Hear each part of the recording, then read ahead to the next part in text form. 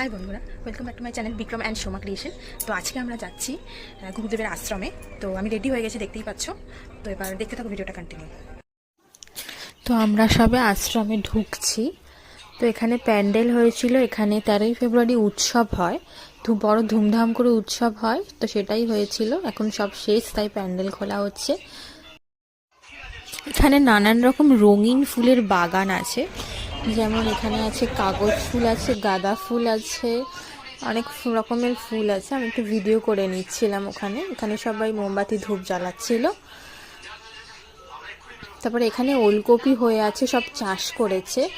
ওলকপি দারুণ লাগছে হয়ে আছে ওলকপিগুলো, উচ্ছে বেগুন। ভোগ দেওয়া হচ্ছিল, আমরা লাইন দিয়ে দাঁড়িয়ে পড়েছিলাম ভোগ নেওয়ার জন্যে।